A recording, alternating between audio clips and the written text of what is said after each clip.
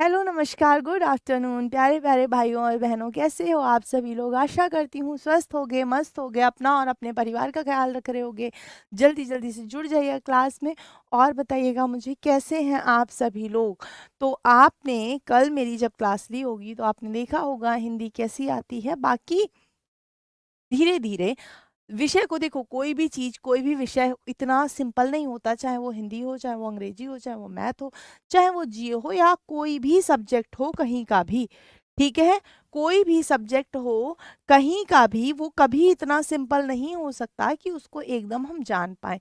हाँ, एक brief knowledge हमें मिल जाती है कि हमारे एग्जाम में क्या सिलेबस है ना। चलिए, तो हमने कल वाक्य शुद्धि शुरू की थी। एक बार फिर मैं आपको बता दूं, आपका चौपाल 3.0 बैच आ चुका है, जिसमें आपकी कल से क्लासेस भी शुरू हो चुकी हैं। सुबह 11 बजे रीजनिंग की क्लास होती है, 12 बजे क्वांट की क्लास है, 4 बजे मेरी क्लास होगी। मेरी क्लास होगी थर्सडे, फ्राइडे और सैटरडे को। और अतुल सर की क्लास होगी मंडे टू वेडनेसडे। इस वीक डेमो है, इसीलिए इस वीक मैंने आपकी क्लास पहले 3 दिन ली है, अगले वीक से लास्ट 3 दिन होगी। ठीक है, चलो। जीए की क्लास 5 बजे है और 6 बजे कंप्यूटर की क्लास है। कोई दिक्कत तो नहीं है? कोई दिक्कत तो नहीं है? हाँ जी। मैम, आरआरबी प्रिपरेशन के साथ बीएड कोर्स कर सकता हूँ। अरे, बीएड और बीटी से तो बहुत आराम से हल्के कोर्स होते हैं। मतलब हल्के का मतलब आसान कोर्स होते हैं, आप कर सकते हो, आराम से कर सकते हो। पेपर ही तो देने होते हैं, उसका बेस आपका पहले से पढ़ा हुआ होता है, थोड़ा थोड़ा पढ़ के पेपर दे सकते हो।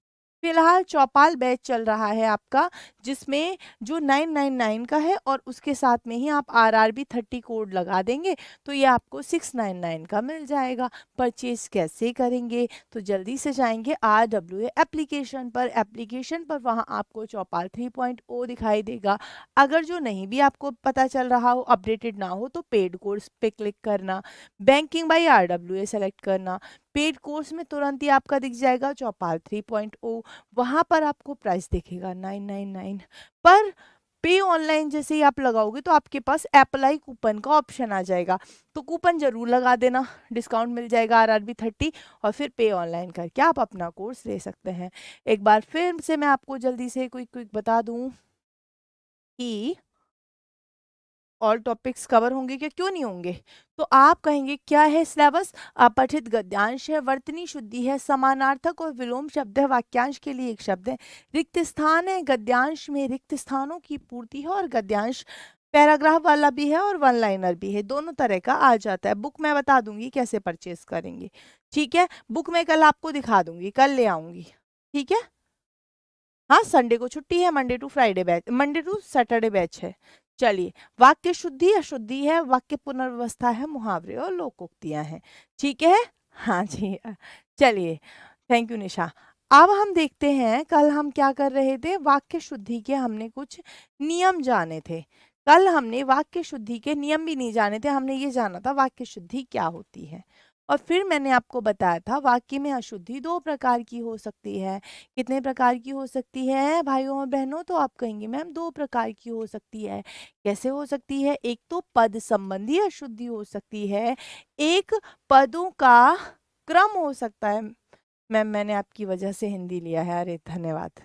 ये जब आप ऐसे शब्द बोलते हो ना मैम, नहीं, विदाउट बुक भी हो जाएगा, ऐसी कोई आपके ऊपर मतलब, थैंक यू पीहू।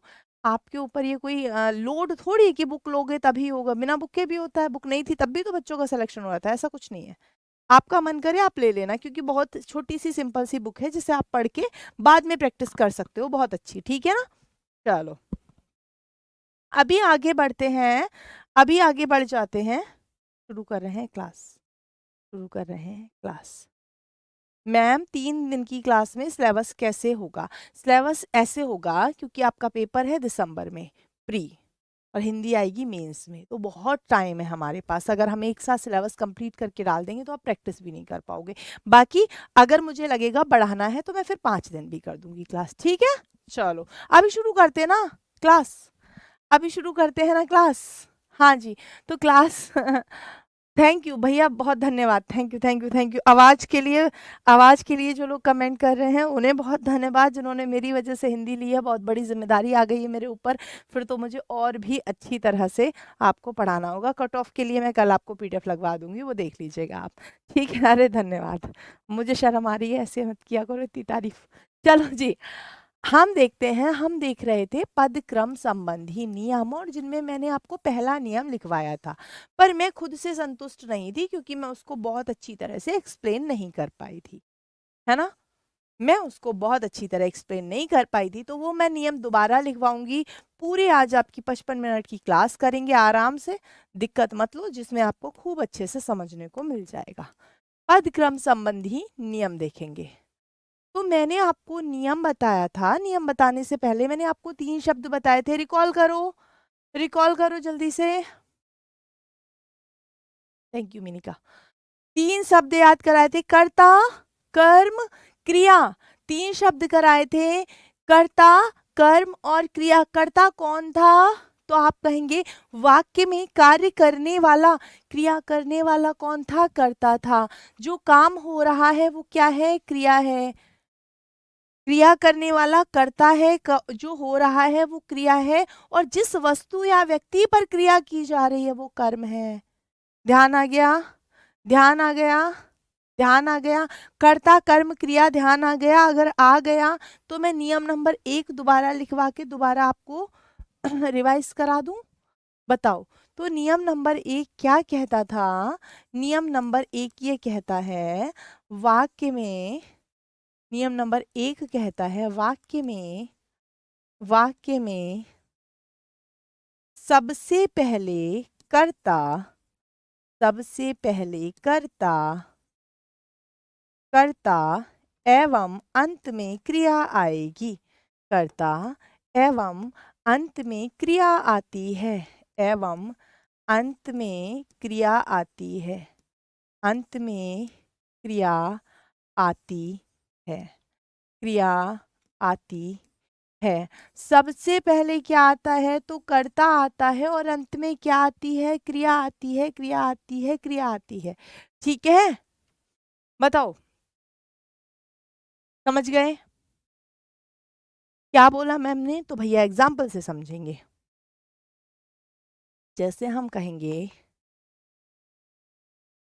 राधा नृत्य कर रही है, नृत्य कर रही है।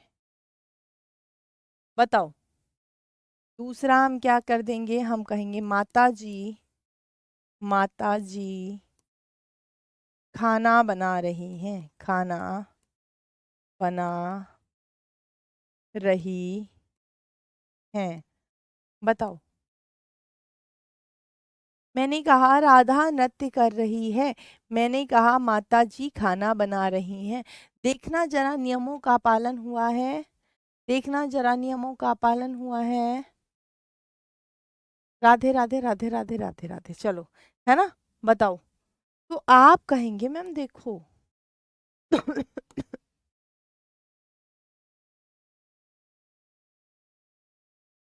मैम राधा करता है, बिल्कुल है।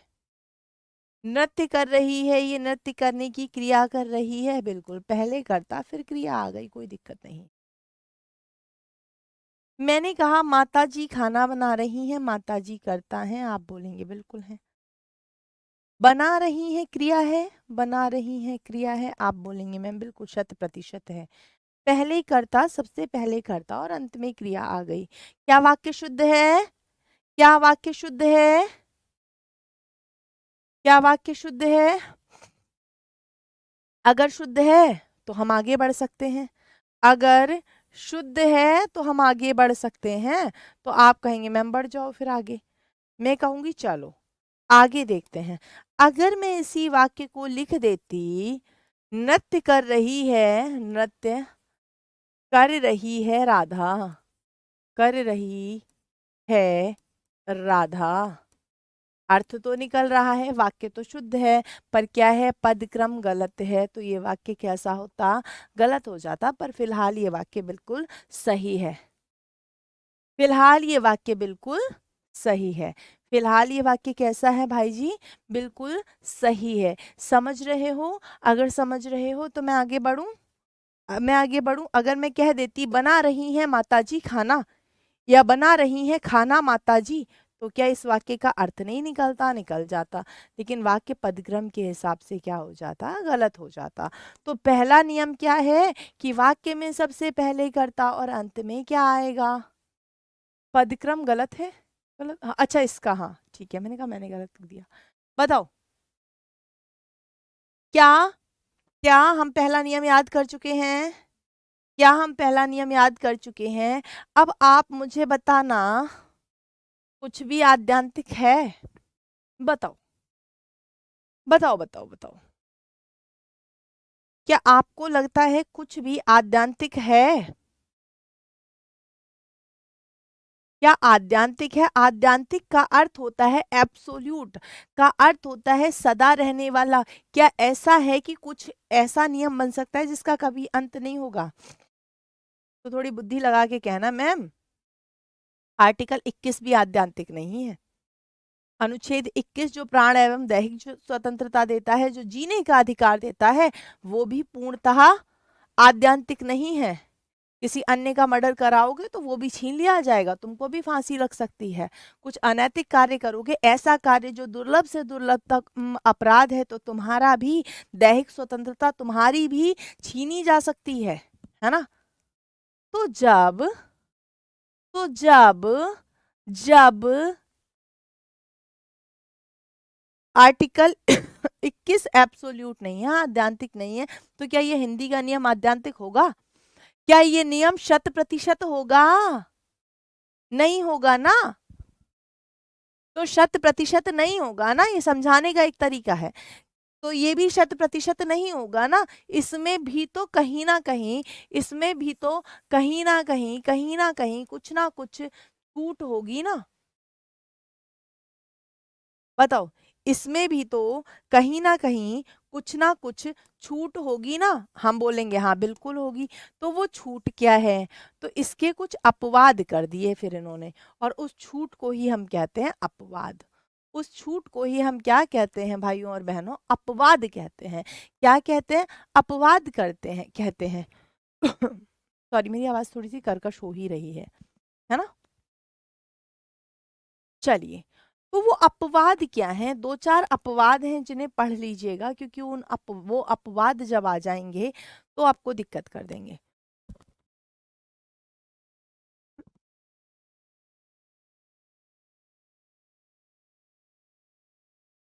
अपवाद नंबर 1 ये है कि यदि वाक्य में कर्ता विस्तारक है, कर्ता विस्तारक जानते हैं आप? यदि वाक्य में कर्ता विस्तारक है, कर्ता विस्तारक है, विस्तारक है, कर्ता विस्तारक है, तो वह कर्ता से पहले आएगा।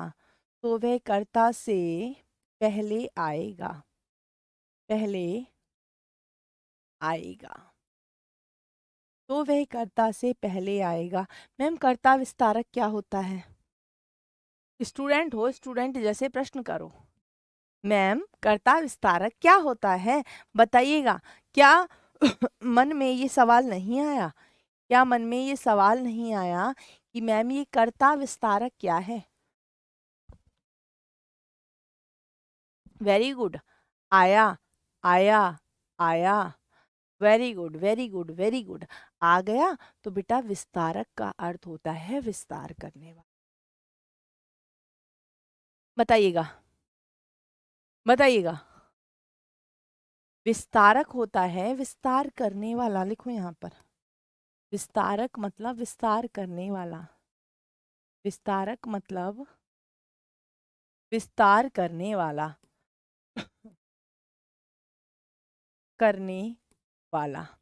अगर आपसे कह दिया जाए गांधी जी के बारे में विस्तार से लिखो, अगर आपसे कह दिया जाए गांधी जी के बारे में विस्तार से लिखो, है ना? मुझे पता है ना स्टूडेंट कहाँ अटकेगा, मुझे पता है। अगर आपसे कह दिया जाए कि गांधी जी के बारे में, ये मेरा वर्क है इसलिए साइड में लिख रही हूँ, विस्तार से लिखो तो आप क्या करेंगे, गांधी जी के जन्म से लेके मृत्यु तक की उनकी जो कथा आपको जितनी भी पता होगी उतनी लिख देंगे। तो विस्तारक का अर्थ होता है, वही समझा रही हूँ कोमल, वही समझा रही हूँ, है ना। बताइएगा, समझाऊंगी। तो आप क्या कहते हैं, विस्तार करने वाला, चाहे वो तो कर्ता विस्तारक है तो क्या होगा, कर्ता का संबंध बताने वाला, चाहे वो कर्ता का संबंध बताए, संबंधी हो, संबंध बताने वाला, संबंधी हो, चाहे वो कर्ता का क्या बताए, गुण बताए, दोष बताए, कर्ता का विशेषण, कर्ता का विशेषण हो, कर्ता का विशेषण हो बताइएगा, या कर्ता की तरफ कोई भी इशारा कर रहा हो, सब क्या होगा, कर्ता विस्तारक होगा। फॉर एग्जाम्पल हमने कहा राधा नृत्य कर रही है, हमने लिखा था राधा नृत्य कर रही है। अब मैंने मान लिया ये जो राधा है ये सीमा की बहन है, ये राधा जो है वो सीमा की बहन है। तो अगर मैं लिख दूं, कोई बात नहीं आप पढ़ो अगर मैं ये लिख दूं, सीमा की बहन राधा, सीमा की बहन राधा, बहन राधा नृत्य कर रही है, नृत्य कर रही है। तो मेरे प्यारे भाइयों और बहनों एक बात बताएंगे आप, बताओ प्यारे प्यारे भाई बहन, आप मुझे एक बात बताएंगे कि अब इस वाक्य में कर्ता कौन है। अब इस वाक्य में कर्ता मतलब काम करने वाला कौन है, मतलब अब इस वाक्य में क्रिया कौन कर रहा है, बताओ। अब इस वाक्य में क्रिया कौन कर रहा है अब इस वाक्य में क्रिया कौन कर रहा है, बताना जरा, कौन कर रहा है। तो काम तो अब भी, नाच तो अब भी, नृत्य तो अब भी राधा कर रही है ना। नाचने या नृत्य करने की जो क्रिया है, ये जो क्रिया है, ये जो क्रिया है, ये तो अब भी कौन कर रही है, तो आप कहेंगे राधा कर रही है। मतलब तो कर्ता अब भी राधा है ना, कर्ता अब भी राधा है ना। सीमा का इस्तेमाल ही यहाँ क्यों किया गया है, राधा के बारे में पता चल रहा है। सीमा द्वारा हम किसके बारे में पता कर पा रहे हैं, राधा के बारे में पता कर पा रहे हैं कि सीमा की बहन है राधा।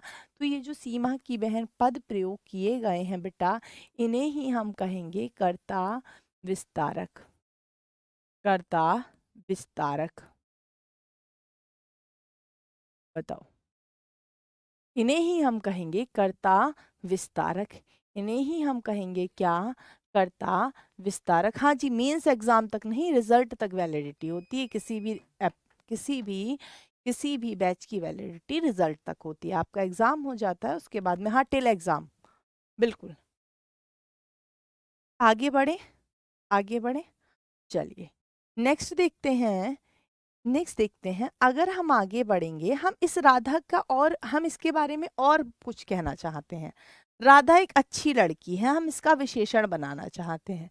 विशेषण से करो कर्ता विस्तार, हम कहेंगे अच्छी लड़की राधा, अच्छी लड़की राधा, राधा नृत्य कर रही है, नृत्य कर रही है, रही है।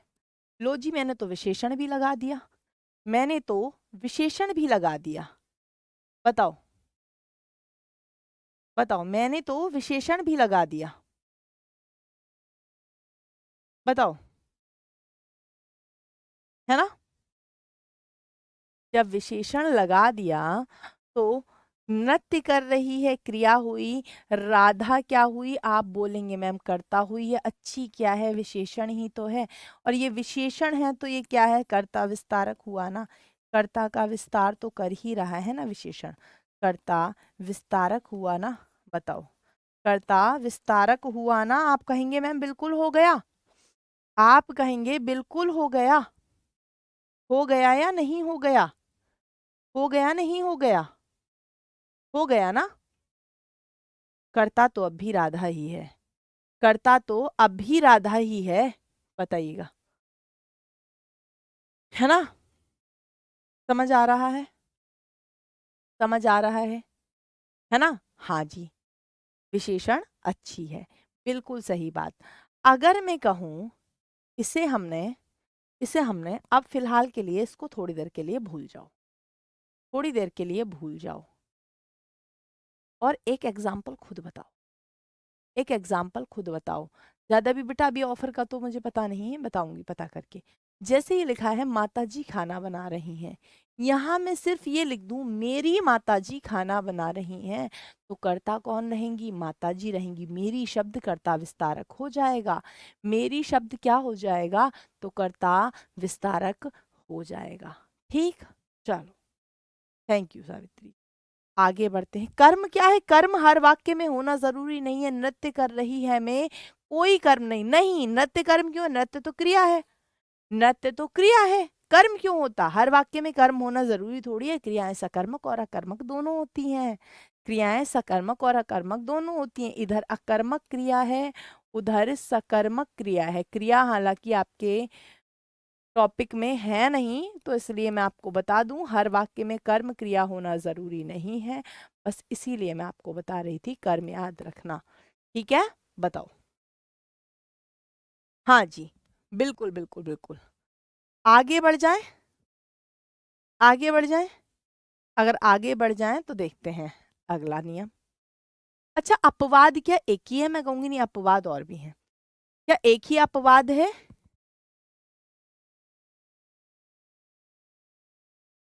बताइएगा। क्या शिवानी कैसी हो? अच्छा, शिवानी कैसी हो? शिवानी पड़ोस की लड़की है, तुम्हारे साथ में पड़ी हुई है? हैं? क्या शिवानी कैसी हो? वाह वाह वाह वाह वाह, कैसी हो? आप कैसे हैं अविरल जी? कमाल ही कर दिया है। हाँ हाँ, थोड़ा तो मैडम लगा लो, हैं? थोड़ा तो मैम लगा लो, मतलब कुछ भी चल रहा है तुम्हारा। चलो जी, पढ़ो। हाँ कोई ना, आगे बढ़ते हैं, आगे बढ़ते हैं। ऐसे भी तो दो चार बच्चे आते ही है ना। आगे बढ़ जाते हैं, चलिए।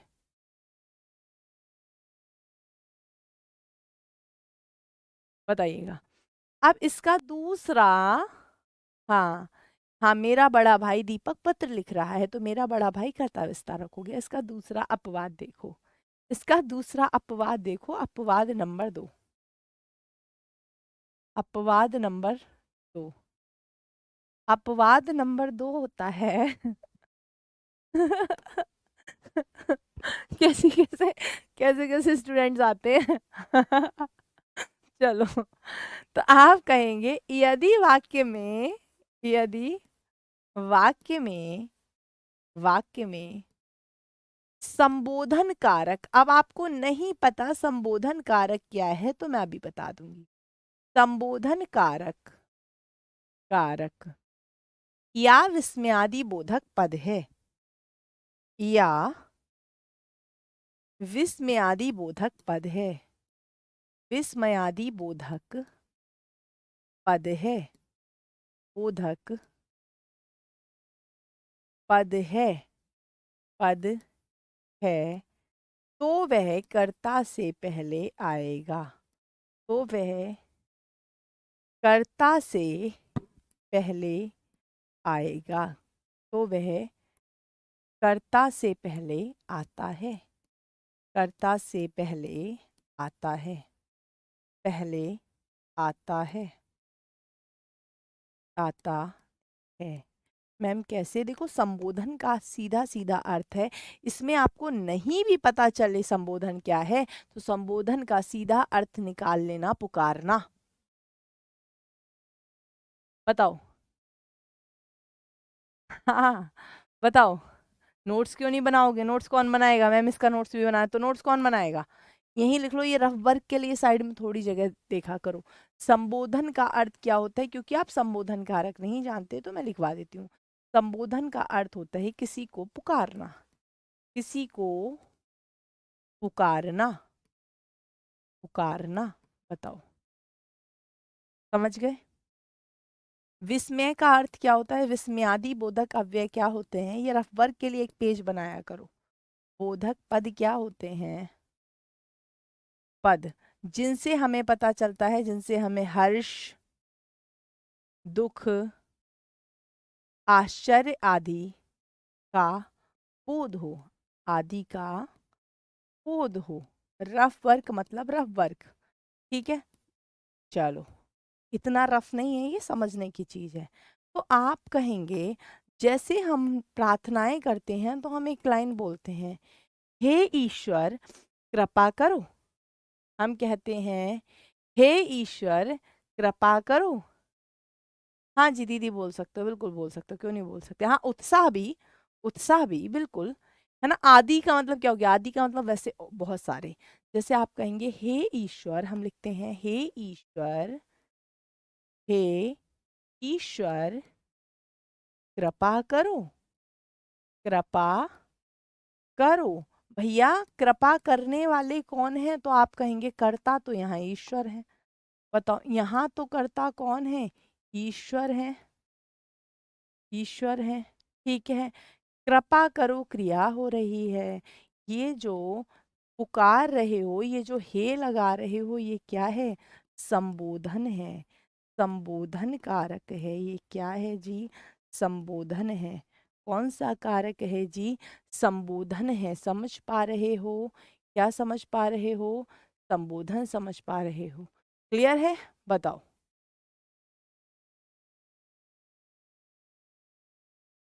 वाह, मतलब यहाँ तुम कौन कौन डैश एक विशेष जाति विशेष कारण वैसी कैसी बात करते हो तुम? है दीदी दीदी दीदी बोलो, दीदी बोलो, है ना। समझ गए, समझ गए। चलो, चलिए, चलो जी। तो पार्थ, क्या अब रथ को अगले नियम की ओर ले चलें? तो पार्थ, क्या अब रथ को अगले नियम की ओर ले चलें? ले चलें तो एक इसका एग्जाम्पल और लिख लो। मैंने ये तो संबोधन बता दिया। विस्मयादि बोधक क्या है? अरे राम ने कमाल कर दिया, अरे राम ने कमाल कर दिया। करता तो अब भी कौन है? राम ही है ना। कमाल कर दिया, लेकिन ये अरे क्या है? ये आश्चर्य का बोध करा रहा है, ये विस्मय है। विस्मयादि बोधक पद है, विस्मयादि बोधक पद है, बोधक पद है। समझ रहे हो ये क्या है? विस्मयादि बोधक पद है। समझे? हाँ जी, समझ गए, समझ गए। हाँ जी, बहुत बढ़िया। आगे बढ़े क्या? हाँ जी, क्यों आगे बढ़े? अगले नियम की ओर चलें या एक अपवाद और कर लें? या एक अपवाद और कर लें। हम अपवाद भी काफी सारे हैं, अपवादों की कमी थोड़ी है। अच्छा, ईश्वर दो बार लिख दिया मैंने। ओके ओके ओके ओके, कर्ता लिखना था यहाँ, कर्ता लिखना था। लीजिए कर्ता, ईश्वर क्या है यहाँ? कर्ता है। बताओ, ठीक, कर्ता है।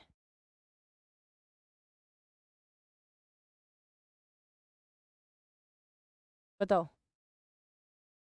चलिए, अगला देखते हैं, अगला देखते हैं।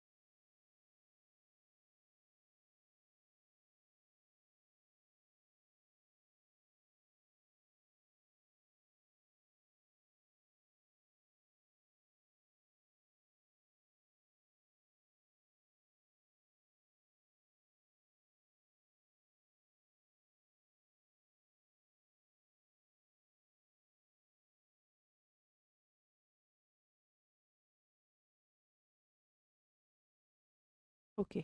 कुछ प्रश्नवाचक पद कर्ता से, आई एम सॉरी, अभी आ रही होगी आवाज। कुछ प्रश्नवाचक पद कर्ता से पहले आ सकते हैं,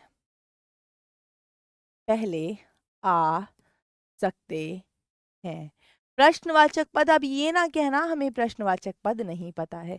ऐसे पद जिनसे क्वेश्चन किया जाता है, व्हाट इफ जो आप पढ़ते हो ना। अभी आ गई है आवाज, आ गई है आवाज, आ गई है, आ गई है, आ गई है, अभी नहीं आई क्या? आ तो गई है आवाज। चलिए बताइएगा, बताइएगा, बताओ। आप कहेंगे कुछ प्रश्नवाचक पद कर्ता से पहले आ सकते हैं, वो प्रश्नवाचक पद कैसे? जैसे अब देखो, थोड़ा फास्ट चलने दो, एक ही नियम में क्लास निकालोगे क्या? थोड़ा फास्ट चलने दो, चलेगा। तो आप कहेंगे, जैसे हम कहें, क्या श्याम, श्याम दफ्तर जाएगा? दफ्तर का मतलब ऑफिस होता है।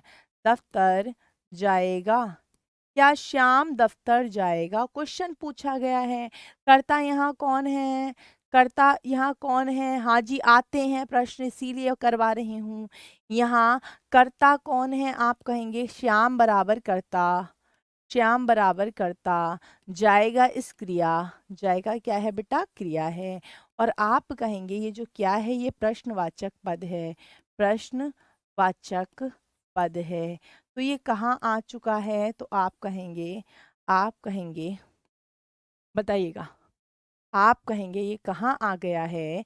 ये आ चुका है, ये आ चुका है कर्ता से पहले। और बताइएगा, क्या, क्या तुम कल, तुम कल मेरे घर आओगे?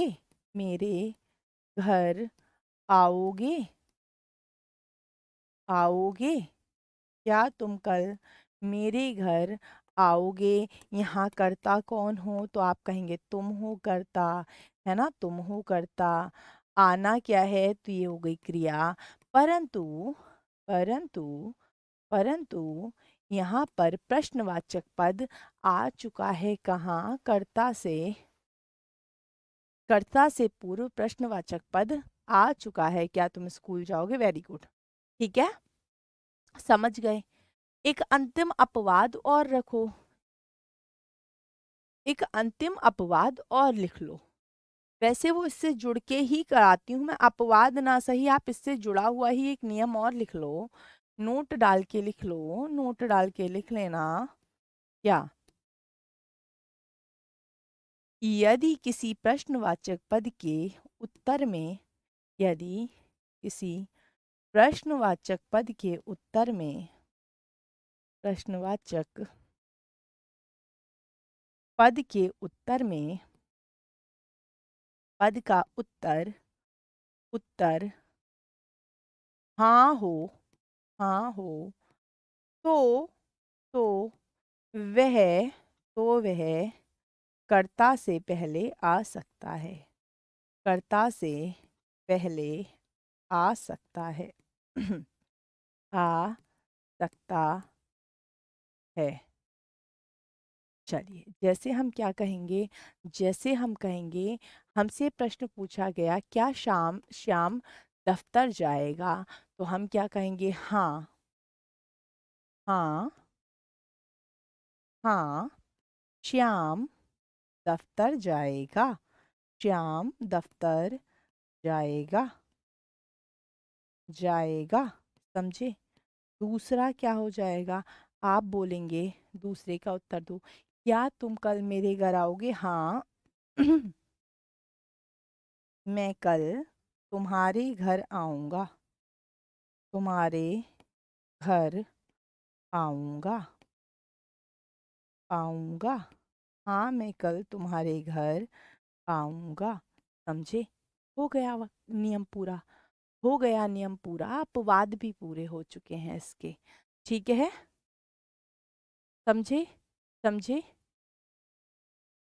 जाएगा क्रिया है तो जाएगा ही तो लिखा है, बताओ, बताइएगा, है ना? बताइएगा कहाँ, ये जाएगा ही तो लिखा है मैंने तो, बताओ, सही तो लिखा था, जाएगा, बताइएगा। आओगे की जगह आऊंगा, आपने जवाब ही तो दिया है, आपने जवाब ही तो दिया है। मैम दफ्तर क्या होता है, दफ्तर बराबर ऑफिस। बिल्कुल, तुम कतई अमेरिका से आए हुए मत बनो, ये दफ्तर बड़ा कॉमन शब्द है। दफ्तर मतलब ऑफिस, मतलब कार्यालय, है ना, मतलब वह संस्था जहाँ हम काम करने घर से जाते हैं, वो दफ्तर कहलाता है ना। मैं दिखा दूंगी, बताओ, बताइएगा, है ना। तो हाँ, कल स्कूल जाऊंगा, यहाँ कहाँ लिखा है स्कूल जाऊंगा, स्कूल वाला प्रश्न नहीं है ना, मैंने इनसे रिलेट कर दिया, वरना हो जाएगा। हाँ मैं कल स्कूल जाऊंगा, हाँ मैं कल खाना खाऊंगा, हाँ मैं कल घूमने जाऊंगा, सब सब हो सकते हैं। ठीक है, हिंदी नहीं आती प्लीज़ हम्बल रिक्वेस्ट डिटेल से क्लास लीजिए, मैं बहुत डिटेल से क्लास लेने कर रही हूँ। एक नियम में 40 मिनट हो चुके हैं, और कितना डिटेल चाहिए आपको, बताइएगा, है ना। डिटेल से ही क्लास लेती हूँ, मुझसे शॉर्ट में पढ़ाया भी नहीं जाता। अब आ जाते हैं हम नियम नंबर 2 पर, अब आ जाते हैं हम नियम नंबर 2 पर, बताइएगा, है ना, बताइएगा। हाँ, इस टाइप के क्वेश्चन भी आ जाते हैं। भैया एक बात बताओ, कोई नियम अगर आपको पढ़ाया जाएगा, अगर कोई नियम आपको पढ़ाया जाएगा, तो क्या उसे मतलब कोई टॉपिक पढ़ाया जाएगा तो क्या वो अधूरा पढ़ाया जाएगा? ना तो वो अधूरा पढ़ाया जाएगा, ना तो वो तोड़ फोड़ के, कोई बात नहीं, ना तो वो तोड़ फोड़ के पढ़ाया जाएगा, ठीक है, ना तो वो अधूरा पढ़ाया जाएगा, ना तो वो तोड़ फोड़ के पढ़ाया जाएगा। एक क्रम होता है जिन नियमों को पढ़ाने का, उस क्रम से ही पढ़ाया जाएगा, बिना तोड़े मोड़े पढ़ाया जाएगा, बताइएगा। हैं?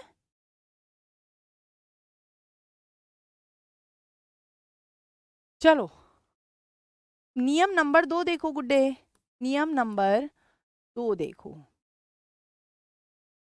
नियम पूरे पढ़ाए जाएंगे आपके एग्जाम में जो भी आ जाए, ठीक है, चलिएगा, आगे देखते हैं, आगे देखते हैं, चलो। एक होता है प्रश्नवाचक पद जिनसे प्रश्न किया जाता है, एक होता है प्रश्नवाचक पद जिनसे प्रश्न किया जाता है। अधिकांश कुछ तो प्रश्नवाचक पद आ जाते हैं कर्ता से भी पूर्व, जो कर्ता से पहले नहीं आते वो कहाँ आते हैं, तो वो आते हैं क्रिया से पहले, ठीक है, वो कहाँ आते हैं, क्रिया से पहले आ जाते हैं, है ना, क्रिया से पहले आ जाते हैं। हाँ, नियम 2 है। और कुछ होते हैं निषेधवाचक पद, पहले हम निषेधवाचक पद की बात करेंगे।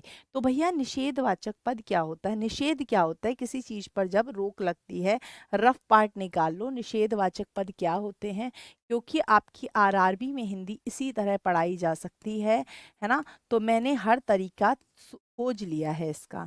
निषेधवाचक पद जिसमें ना नहीं रोक रहा हो, तो आप कहेंगे ना, नहीं, कभी नहीं जैसे पद, कभी नहीं, मत जैसे पद, जहां क्या हो रहा हो, काम के ना होने का बोध हो रहा हो, काम के ना होने का बोध हो रहा है, हो, कोई बात नहीं, पढ़ लो मैम ज्यादा, चलो। निषेध का मतलब होता है रोक, रोक, चलिए। तो नियम 2 कहता है यदि वाक्य में निषेधवाचक पद है, यदि वाक्य में, वाक्य में निषेधवाचक पद है, निषेधवाचक पद है, निषेधवाचक पद है, पद है, तो वह, तो वह कर्ता से, सॉरी, तो वह क्रिया से ठीक पहले आता है, क्रिया से ठीक पहले आएगा, ठीक पहले आएगा। और इसके लिए मैं आपको एक एग्जाम्पल दिखाऊंगी जो कि प्री वाई क्यू में पूछा गया है, और आप मुझसे कहेंगे मैम ऐसे आएगा, पहले आएगा, आएगा। हमने प्रश्न किया था, श्याम, क्या श्याम स्कूल जाएगा? मान लो मैं जवाब लिख देती, मैं जवाब लिख देती, मैं जवाब लिख देती, नहीं नहीं श्याम स्कूल नहीं जाएगा। हम अमूमन ऐसे ही तो बोलते हैं, नहीं श्याम स्कूल नहीं जाएगा, श्याम स्कूल नहीं जाएगा, स्कूल नहीं जाएगा। मुझे आप बता दो, क्या ये वाक्य सही है? क्या ये वाक्य सही है? जो आया हुआ है प्रश्न मैं वही लिखने जा रही हूं। दूसरा हो जाएगा नहीं श्याम स्कूल जाएगा, श्याम स्कूल जाएगा, जाएगा। तीसरा ऑप्शन मैं लिखने जा रही हूं, बताना कौन सा है। मैं बल्कि ए बी सी डी डाल दे रही हूं आपके लिए। मैं आपके लिए ए बी सी डी डाल दूं इस पे बेटा? बताओ, ए बी सी।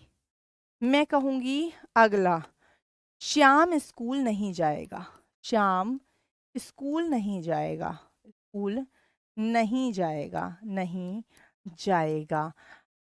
हम बहुत कॉमनली क्या प्रयोग करते हैं और क्या इसका उत्तर बनेगा, ये आप मुझे जवाब देंगे।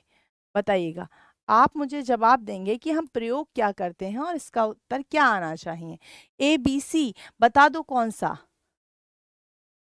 ओके, ये 2 बार लिख गया तो कोई बात नहीं है, एक बार को हम हटा देंगे, एक बार को हम हटा देंगे। लो जी, मैंने हटा दिया एक बार वाले को। चलो अब बताओ, अब बताओ, 2 बार लिख गया तो।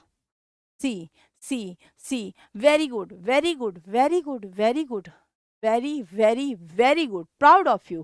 क्योंकि क्योंकि अभी तो हमने नियम देखा है, अभी तो हमने नियम देखा है ना जी। क्या नियम देखा हमने? हमने क्या नियम देखा?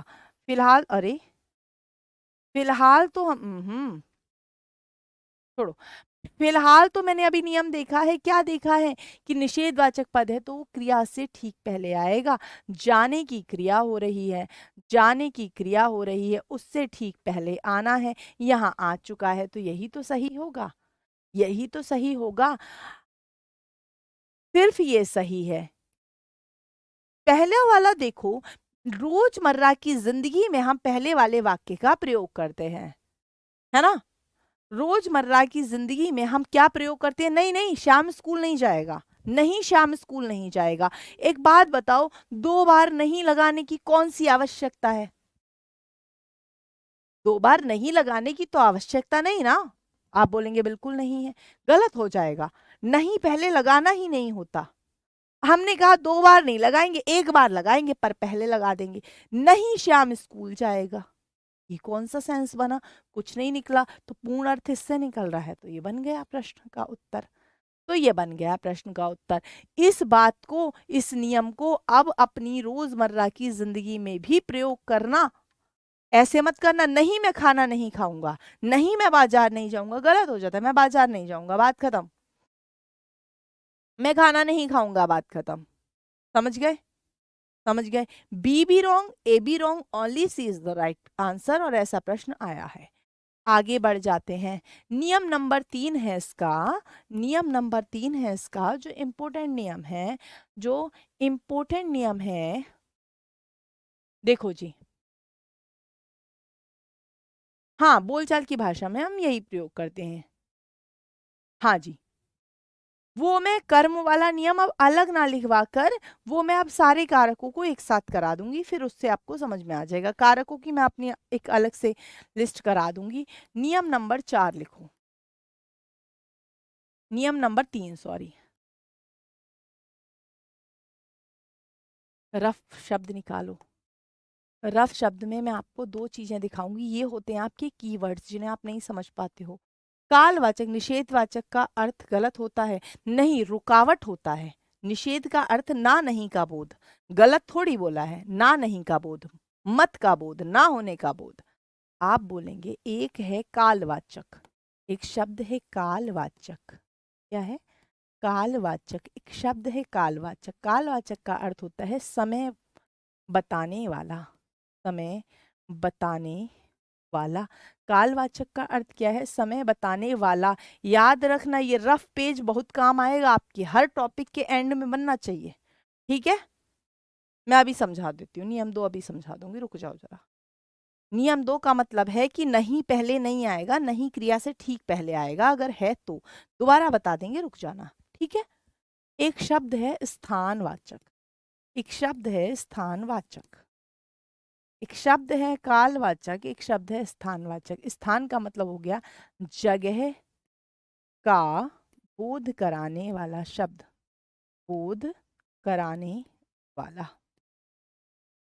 वाला। एक बच्चा बोल रहा है मुझे नियम नंबर 2 समझ में नहीं आया, मैं एक बार बता देती हूँ। अगर वाक्य में निषेधवाचक पद है, निषेधवाचक पद होते हैं नहीं, ना, मत, कभी नहीं, ये अगर शब्द हैं तो क्या होंगे, वो क्रिया से ठीक पहले आएंगे। जाएगा यहाँ क्रिया है तो जाएगा से ठीक पहले आना चाहिए था। आप कहेंगे यहाँ भी आ गया, पर 2 बार भी नहीं आएगा, पर 2 बार भी नहीं आएगा। समझ गए?